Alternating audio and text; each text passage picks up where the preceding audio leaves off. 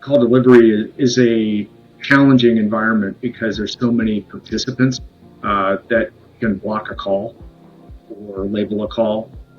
It's driven a lot by the Justice Department, the FTC, the FTC, who are all trying to block fraudulent calls. And there's various pressure from those organizations on the carriers to proactively block traffic that's likely fraudulent. And they are using third-party analytics companies that are analyzing their traffic and making real-time decisions in terms of which calls should be delivered and which ones should be labeled and which ones should be blocked.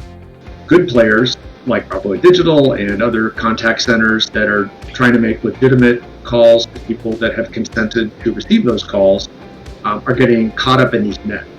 It applies to anybody who's making calls, whether it's sales-oriented or whether it's even customer service, and you're just trying to get a hold of your existing client. So these free analytics companies, and I'll give them by name, it's Aya, First Orion, and Transaction Network Services.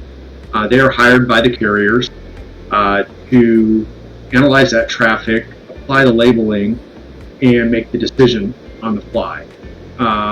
And they are trying to do the best they can, but the indicators in terms of where the traffic is coming from, the volume of calls that are coming from any one caller ID, and other patterns of calling behavior will trip flag, even if you're a legitimate caller, calling consumers that are looking to receive your call. So that's how the spam labeling and the blocking actually begins. But those same companies offer services called call branding and whitelisting that allow you to register your numbers in advance. And it's a pay-to-play type situation where you have to pay them on a per-call basis to do that for you. But then they'll pass through the brand name that you're calling on behalf of.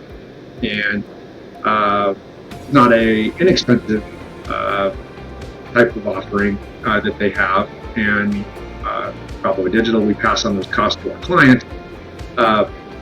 But the result is we're able to get a higher percentage of our calls through to the destination.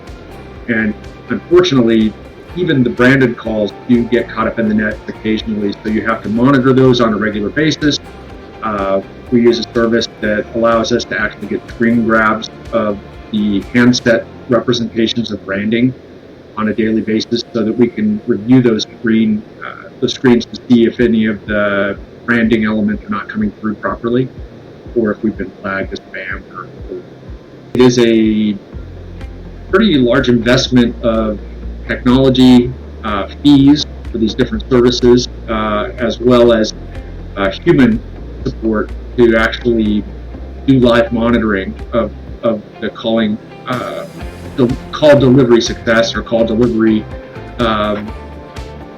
failures, so that we can remediate phone numbers and keep calls going through. I think our clients value what we do for them, and new clients would value what we can do for them in managing call delivery because it is complicated. It requires API integration with multiple parties. It requires active monitoring services. It requires somebody to do the monitoring of those services. It requires email and other interactions with those services to remediate numbers. It's a full-time job for a number of people for each company that has to do this. So as a contact center, we're able to aggregate that, do that across multiple clients, and each client that we bring on board benefits.